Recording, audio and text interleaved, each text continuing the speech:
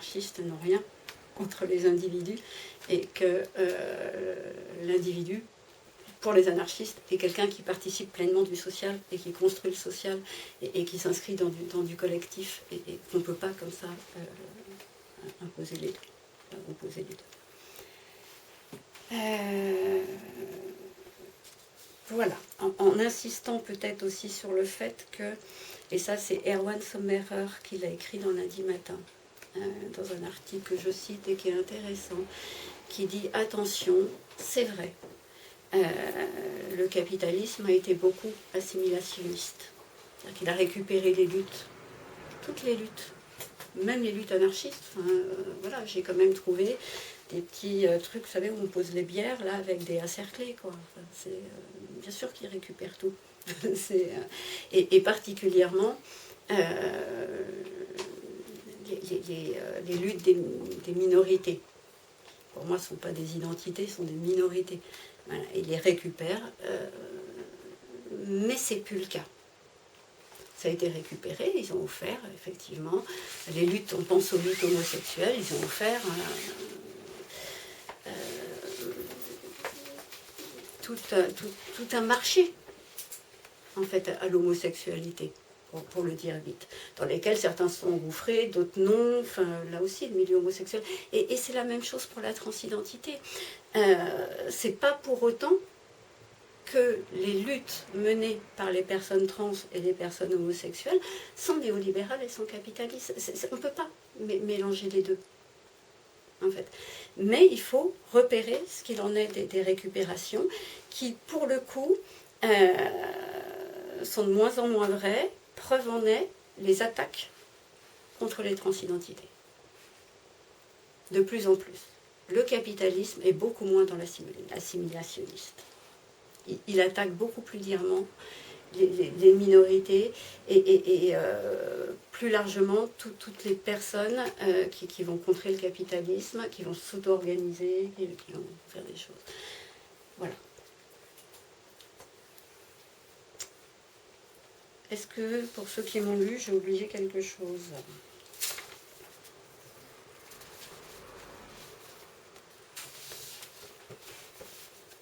Non ? Ça vous va comme ça ? Ouais.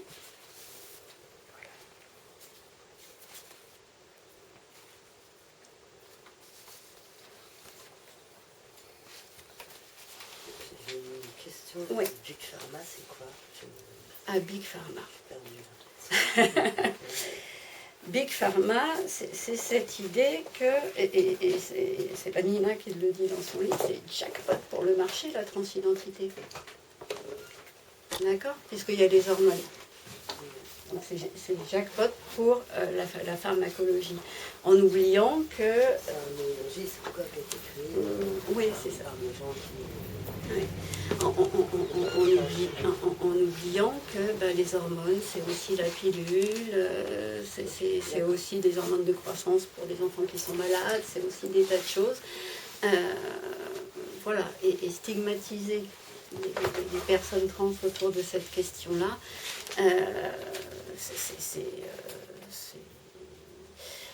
alors, je pense que c'est une mauvaise tactique parce que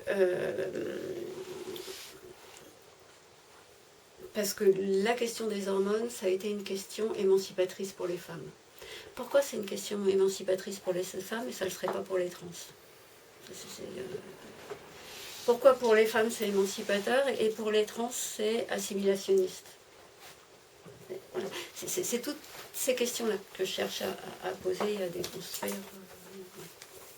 Big Pharma, c'est ça. Et alors, pour en revenir au titre, qu'est-ce que vous arrivez à dire des peurs ?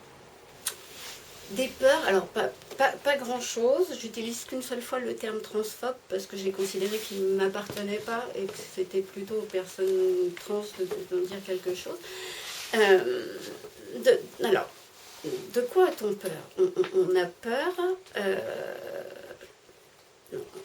on vit tous avec des normes, on est constitué par des normes. Et de fait, quand il y a des personnes qui, par leur existence, par leur militantisme, interrogent les normes, ça peut être inquiétant. Mais c'est surtout inquiétant pour l'ordre social. Et c'est surtout inquiétant pour l'ordre social capitaliste, en fait. Et l'ordre social patriarcal qui s'appuie sur une binarité des sexes. Alors ce que démontre l'existence même des identités, c'est que cette binarité des sexes, encore une fois, c'est un imaginaire et qu'il y a des tas de sexes différents. En fait. Et on peut multiplier les sexes, on peut multiplier les genres, sauf que du coup, le patriarcat, ça ne marche plus. Voilà, en gros, C'est parce qu'on est pétri de ça, oui. qu'on réagit en fait. Oui, je pense. Quel que soit le bord dans lequel on est. Oui. D'accord. Je pense que c'est la question de la norme et que même pour des militants et même pour des militants libertaires, d'ailleurs il faut les voir, certains réagir, hein, oh là là c'est la faute à Derrida, c'est la faute à Foucault, la déconstruction, au secours, au secours. Mais oui, déconstruisons. Bien sûr qu'il faut déconstruire. Alors leur propos c'est de dire oui mais alors les déconstructeurs ils déconstruisent mais ils reconstruisent rien derrière. C'est-à-dire qu'ils n'entendent pas à quel point les luttes qui vont déconstruire les normes sont en elles-mêmes créatrices et productrices d'une autre forme d'être ensemble, de vivre ensemble, de créer ensemble, parce que ça vient bousculer les imaginaires. Et donc c'est plus fort maintenant parce qu'on perd des repères. Enfin, est-ce que ces peurs sont plus actives à cause d'un monde qui déroute tout le monde? Enfin, alors peut-être. Peut-être qu'effectivement ça participe de majorer ces peurs. Moi je pense que alors vous allez me dire ce que vous en pensez, en particulier les personnes concernées, mais moi j'ai le sentiment que à la fois les personnes trans ont gagné en visibilité mais qu'elles ont perdu en tranquillité du coup. Enfin, il y a quelque chose de genre là. À la fois les luttes sont plus présentes et voilà, et elles sont bien présentes et tant mieux, mais du coup elles sont plus attaquées. Voilà. Les statistiques, les femmes. Ah oui, non, en statistique, ça c'est clair. Ça c'est clair. Ça c'est très clair. Mais attaquer, alors physiquement, mais attaquer aussi sur ce qu'ils et elles sont, tout simplement, et sur ce qu'ils et elles proposent. Proposent comme pensée différente, comme façon différente de penser le système sexe-genre, de penser le vivre ensemble. Mais il faut imaginer que la binarité, si on reste sur notre Occident, hein, c'est effectivement au moins depuis Aristote.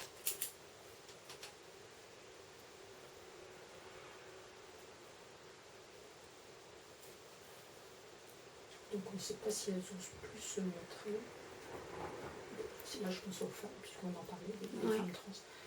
Est-ce qu'elles osent plus se montrer ou moins? On ne saurait pas dire en fait.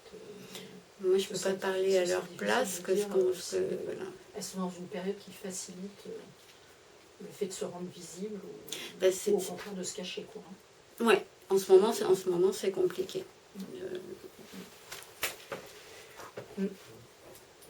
J'ai envie de répondre quand même parce que je suis pas concerné. Pour moi, on est quand même. Pour moi, on est actuellement à un moment de l'histoire de l'humanité où on est les plus visibles, je pense. Je ne sais pas si ça va changer bientôt l'allure de la courbe, peut-être, j'espère pas. Mais pour moi, les niveaux de visibilité, c'est unprecedenté à ce point pour les personnes trans. Donc c'est plutôt positif, c'est plutôt une société plus favorable à ce qu'on puisse vivre librement aujourd'hui. C'est compliqué. Favorable ou pas, c'est compliqué, j'ai envie de dire. On devient plus visible, ce qui fait qu'il y en a qui se retrouvent à contre-attaquer. En même temps, il y a eu une amélioration du cadre légal par rapport aux années 80. Nos existences, elles ont un minimum de protection par l'État, même si ça ne protège pas vraiment grand-chose. C'est... Ouais.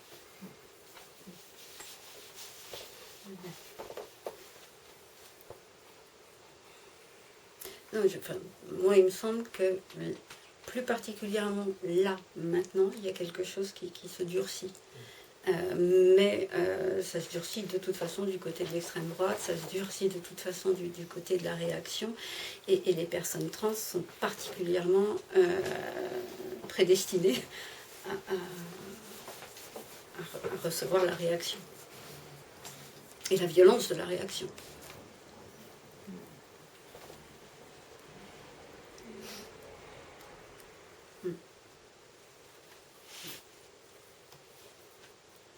On peut dire que c'est un moment de lutte, là faudra pas lâcher quoi. Ouais. En même temps c'est vrai qu'on est plus visible, mais d'un autre côté, oui c'est le moment où dialectiquement ça va être... voilà. Surtout l'importance de l'auto-organisation aussi, qu'on remarque de plus en plus aussi quand même, aussi de la part des personnes concernées là-dessus. Tout ce qui est domaine du care aussi entre nous, ça, à la fois ça va peut-être proliférer, mais en même temps, le rapport de force est en train de se construire un peu plus. Quoi. Voilà. Ouais. Mais en même temps, en même temps qu'on parle de la réaction qui en fait, c'est aussi quelque chose que j'ai l'impression qu'on voit parmi nous, qui est une certaine montée de l'assimilationnisme, du fait qu'il y a un certain nombre de personnes trans qui, ultimement, ne pensent pas forcément en dehors des binarités elles-mêmes. Oui, du coup, c'est une binarité qui est mutable, mais où les identités non binaires ne sont pas prises en compte. Cette idée, par exemple, que pour être une personne trans accomplie, il faut avoir pris ses hormones, faire son changement de prénom et de sexe et d'état civil, ce genre de choses. Et j'ai aussi l'impression que c'est un discours qui augmente un peu de plus en plus parmi nous. Et ça pose problème parce que c'est des ensembles de conditions qui telles qu'elles sont formulées, nous placent immédiatement face à la violence de l'État si les règles elles changent, et les règles elles vont malheureusement très certainement bientôt changer.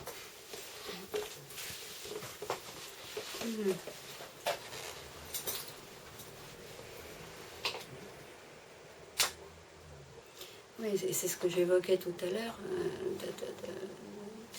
de désaccords dans les milieux trans et queer sur cette question de la binarité, qui sont aussi des désaccords qui du coup engagent la question du politique. Et il y a des féministes qui, je pense à Nicole Claude Mathieu, qui était très, très critique, puisque les féministes voulaient abolir les genres, le féminisme matérialisme. Et donc ils considéraient que les personnes trans binaires, c'est-à-dire qui voulaient s'inscrire dans un sexe ou dans un autre, cassaient ce projet. Voilà. Et c'est des débats qui existent aussi beaucoup dans le milieu. Alors pour le coup, moi, c'était pas mon propos. Et de ma place de cis, je pense que tout est possible. Enfin, je pense qu'on peut garder et une binarité, et dans la binarité des tas de choses, et que chacun puisse s'y retrouver, quoi. Sortir du clivage, quoi. C'est ça, mais c'est compliqué. Hein. C'est compliqué. Et Claude Mathieu défendait pas pour autant les expériences non binaires, du coup. C'était là où... Oui. Non, c'est une question...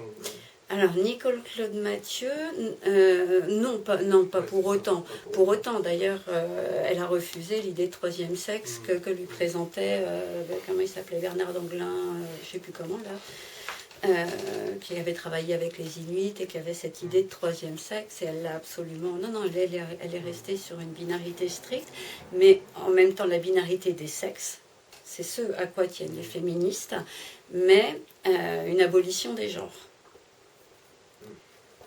Voilà. Et oui, l'abolition des genres en gardant la binarité des sexes. Et puis, je suis pas sûr, c'est comme la question anticapitaliste dans laquelle on prône l'abolition des classes. On ne prône pas l'abolition des classes en disant que ça va se faire comme ça tout gentiment, etc. C'est par la lutte des classes, donc par du coup des antagonismes entre classes qui ont des intérêts opposés, qu'on pourrait avoir une société sans classe. Donc pour la question du genre, ça peut se poser la même chose en fait, avec la question des classes dites classes de sexe, classes de genre, c'est un système patriarcal. Et c'est pas forcément entre guillemets en abolissant le genre tout de suite, ou que ce sera un cas général comme la question des classes économiques. Ça aussi, dans la question des féministes matérialistes, c'était pas c'était abolir le genre comme but, mais comme but dans un cadre de lutte. Mhm.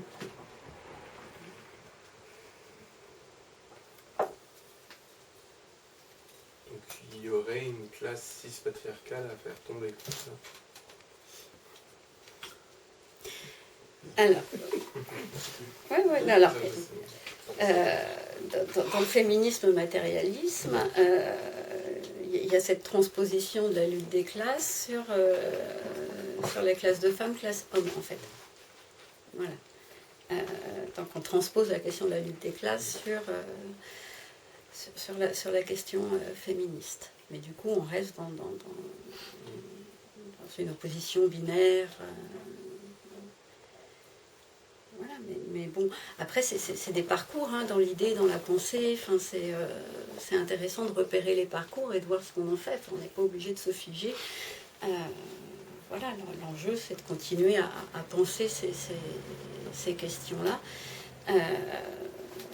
Mais du coup, en incluant, enfin moi je le dis hein, dans mon livre, hein, j'ai découvert Butler, vraiment, moi je suis fan. Je suis fan parce qu'elle est à la fois matérialiste et discursive. Enfin, je refuse cette idée que Butler ne soit pas matérialiste, elle l'est absolument. La seule chose, c'est qu'elle dit que ce qui circule dans les discours, dans l'imaginaire, ça a des effets matériels, ne serait-ce que parce que ça a des effets sur les institutions, mais ça a aussi des effets sur les corps. Et du coup, on se dégage de cette opposition entre un matérialisme et un idéalisme pour pouvoir penser comment ça s'articule. Et être dans une vraie dialectique, pas forcément historique, mais vraie dialectique.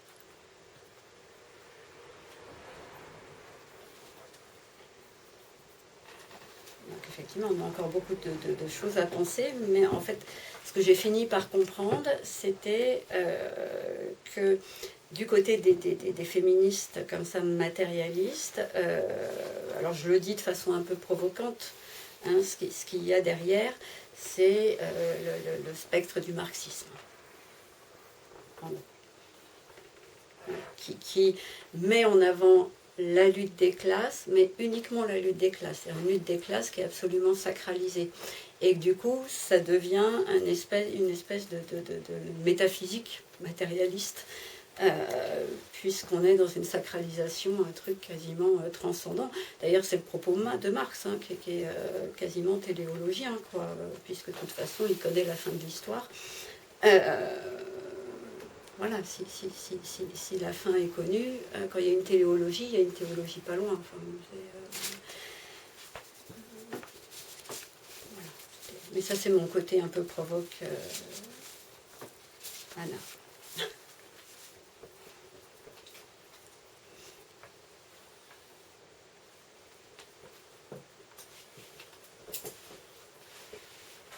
ne sais pas si avec les décisions qui vont peut-être se prendre, notamment une manière, j'avais l'impression, une utilisation des études qui ont été menées dans des pays du Nord, là, où ils ont accompagné des jeunes, en fait, ils ont eu une période, en fait, je sais plus, où ils ont accompagné des jeunes qui, voilà, vers la transition de genre, et où il y a une analyse qui a été faite de ces accompagnements en fait, de jeunes avec un retour de positionnement qui me paraît radical en fait, moi dans le peu que j'ai lu, enfin, qui sont en train de dire on n'aurait pas dû accompagner ces jeunes dans la transition. Et il y a une utilisation en fait de ces changements de position pour en fait dire qu'il faut surtout empêcher les jeunes en fait de réfléchir à l'adolescence en fait leur désir de transition en fait il y a aussi actuellement, je ne sais pas si tu parlais de ça, donc peut-être des changements en Europe, des pays qui vont peut-être se positionner pour s'opposer complètement à un accompagnement psychologique de ces jeunes qui veulent réfléchir leur transition. Il y a des réactions comme ça, des positions radicales en exploitant en fait ces bilans qui sont faits sur ces quelques années d'expérience. Je sais pas, c'est toi qui en avais parlé? Je pensais plus au cadre légal, mais c'est de toute façon, je pense, tu fais référence au cash report anglais, qui est quand même un rapport qui a été conçu pour accompagner les législateurs dans ces décisions. Et ce qui est assez troublant, c'est qu'il y a pas de consensus. Il y a certaines études qui apparaissent comme ça, qui sont critiquées sur leur méthodologie. En même temps, en France, la HAS a fait son rapport, son enquête, ça fait du temps, et lui, il est extrêmement favorable à l'accompagnement en transition. Donc, j'ai envie de dire, ça dépend de quel côté les frontières on se place.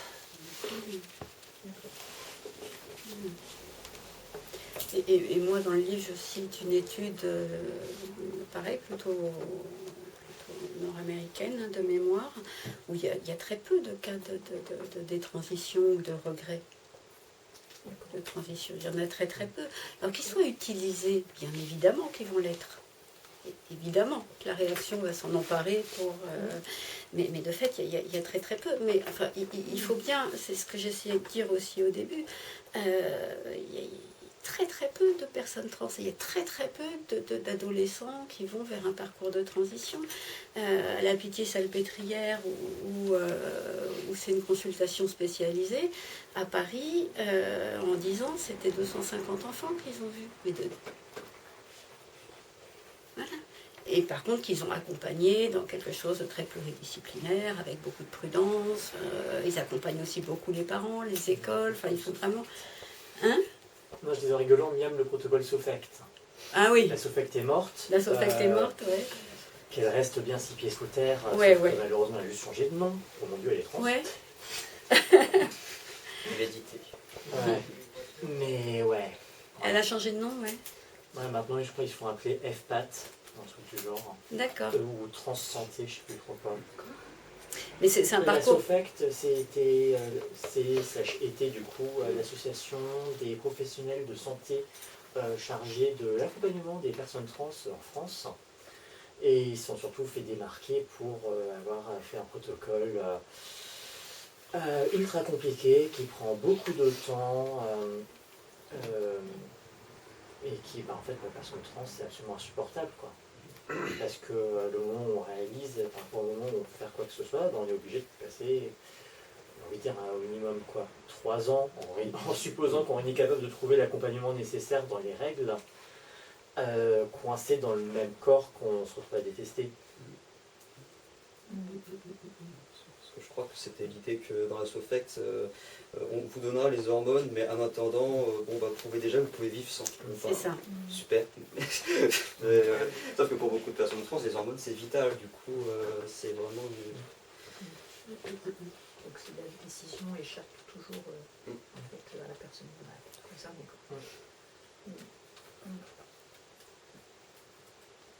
Ce qui me fait penser, parce que tu avais parlé de Big Pharma avant, du capitalisme, la question des hormones du capitalisme, moi c'est quelque chose qui me turlupine un peu l'esprit, dans le sens où j'ai pas l'impression que le capitalisme trouve grand gain dans l'ensemble. Oui. Par contre, c'est le patriarcat qui, lui, est bien heureux. Bon, déjà, c'est pas les boîtes d'hormones, c'est pas les grands labos. Terramex, j'ai oublié qui fait les stigmas sur des trucs. J'ai cherché qu'est-ce qu'il y avait derrière. Ils sont que dans la santé reproductive. D'accord. Pas les plus grosses. C'est pas Milan ou Viatrice ou les grands groupes auxquels on pense. Mais surtout, c'est le truc que, vu qu'on est peu, et que par contre, il faut passer par les médecins, etc., c'est tout plein de contrôles, en particulier pour les mecs trans qui ont, pour piloter ce cerveau, il faut que ça passe par un endocrinologue. Et du coup, c'est plus un outil de contrôle de l'État et du coup du patriarcat pour garder ces normes. Et en particulier, les Occupats, par exemple, les criminologues le savent, exprimer l'idée de faire un parcours qui sort de la binarité du genre comme objectif, ça amène pas à grand chose. Par contre, on fait aussi nos hormones en dehors des cercles médicaux. Oui. Il y a toute une scène DIY groupe qui existe. C'est un secret de Polichinelle, donc je le dis comme ça. Et c'est assez intéressant parce que du coup, il y a quand même cette forme d'autonomie-là, mais elle est assez limitée parce que par contre, on n'est pas capable de faire les tests, de s'assurer que tout se passe bien dans le corps, quoi. Oui, oui. Oui, je l'évoque un petit peu, effectivement, c'est Irène Pereira qui en parle aussi, un petit peu dans son livre, quand elle répond à Renaud Garcia, enfin, aux antithèques. Donc avec un risque de défaut d'accompagnement sur le plan de la santé. En soi, il n'y a pas vraiment... Il y a quelques rares problèmes de santé. Ça va plus être une question d'avoir un bon équilibre hormonal pour ne pas se retrouver simplement le cul entre deux chaises. Parce que c'est possible de se retrouver dans une situation où il n'y en a pas assez, et c'est un désastre pour le cerveau. Le cerveau tient à ses hormones, peu importe lesquelles c'est, ou d'en avoir trop, et par exemple, c'est lié à une augmentation du risque de cancer du sein, ou ce genre de choses.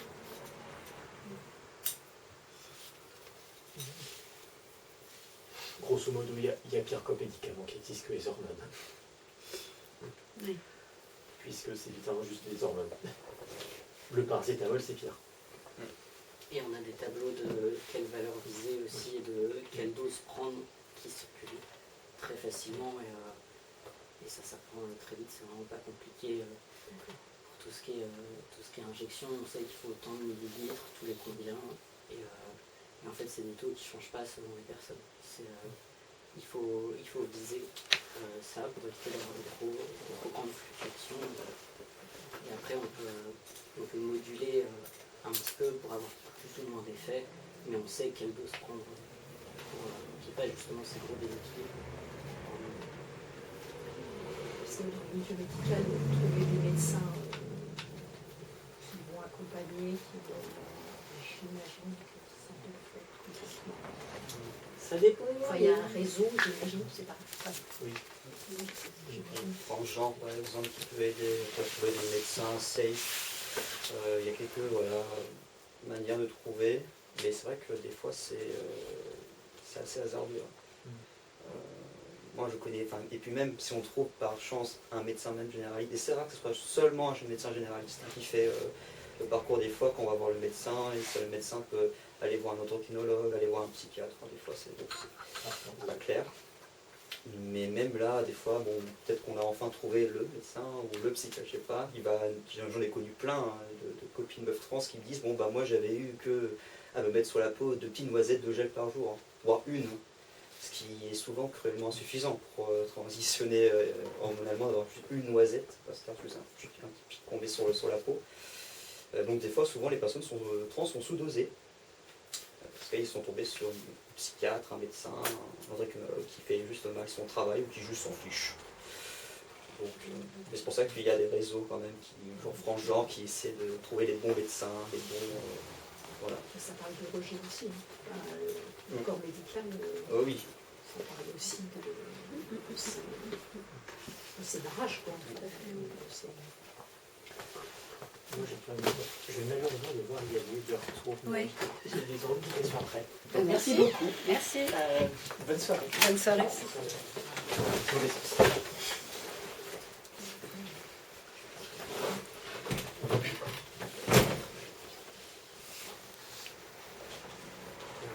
Oui. J'aimerais réagir à la question des statistiques, parce que j'ai l'impression que pour le coup, c'est toujours un peu le cas, mais on a peut-être plus que jamais, selon la question qui est posée et la manière aussi, les moyens de la poser, peut-être qu'on peut obtenir des résultats extrêmement différents. Oui. Et moi, j'ai cru non, j'ai pas cru, j'ai entendu parler, mais je ne saurais pas vous citer exactement les études, mais j'ai cru entendre dire que selon je sais pas, quelques enquêtes, en fait, dans des générations relativement nouvelles, dans un pays en tout cas comme la France, de plus en plus de personnes se disaient je ne sais pas quels étaient les termes exactement, c'était en malaise, mais plutôt, se disaient, avaient plutôt aspiré plutôt à s'identifier justement en dehors du prisme très serré de la binarité. Oui. Donc, Oui. on Mais est peut-être très, très peu nombreuses, et en même temps, quelque part, j'aurais envie de dire, je ne sais plus si c'est, je trouverai peut-être son nom, mais la fameuse phrase dont on a les contre-révolutions qu'on mérite, il y a peut-être une inquiétude qui, d'une certaine manière, pas illégitime, mais Oui. vous voyez ce que je veux dire. Alors, on a peut-être que la réaction et les personnes, disons, transphobes, ont raison de s'inquiéter, quoi. Enfin, je l'espère. De fait, si y a un imaginaire social qui s'ouvre, on voit bien, enfin moi je l'entends d'ailleurs, que chez les adolescents qui sont toujours comme ça un peu en questionnement, qu'est-ce que c'est qu'être un homme, qu'est-ce que c'est qu'être une femme, est-ce que je suis vraiment bien à ma place, du coup il y a d'autres voies qui s'ouvrent. Voilà, mais encore une fois, d'abord le questionnement adolescent n'est pas nouveau, hein, et le questionnement autour du genre et du sexe, ça a toujours été, même dans un système binaire. Alors, est-ce que c'est... je ne sais pas s'il va y avoir plus de personnes trans, je ne sais pas. Moi, j'ai surtout l'impression que c'est une lutte émergente. Voilà, et du coup, elle se rend plus visible. De ce que j'entends et de ma place, uniquement de ma place, j'ai pas l'impression que ça prenne tant de place que ça, en fait. Dans le questionnement adolescent, oui. Mais in fine,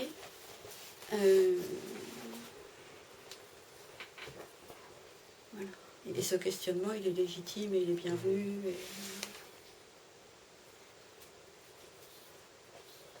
Mais peut-être qu'il s'inquiète à raison. Et c'est pas très grave, ça veut juste dire qu'il y a un imaginaire social qui change.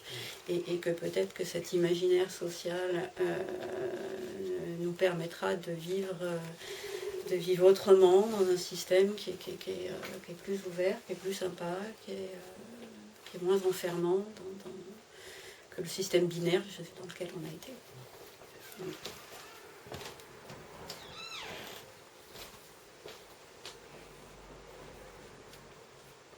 c'est de toute façon, j'imagine, censé aider à libérer la parole justement sur ces questions-là, cette lutte-là. Enfin, on peut espérer quand même.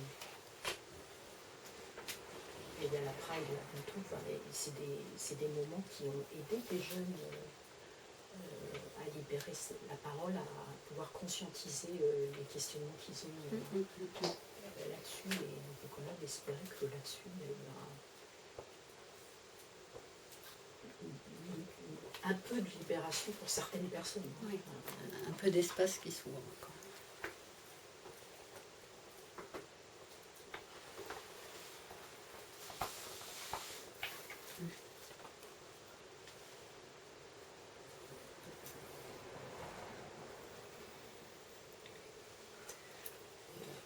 Moi, je suis en train de me rendre compte que c'est depuis que je milite à l'AFA, je fais plus de manifs et tout, que je vois plus les personnes trans ou queer. J'ai plus de contact avec eux déjà, et elles. Et donc je suis un peu atterrée qu'il y ait des antagonismes entre les militants traditionnels puis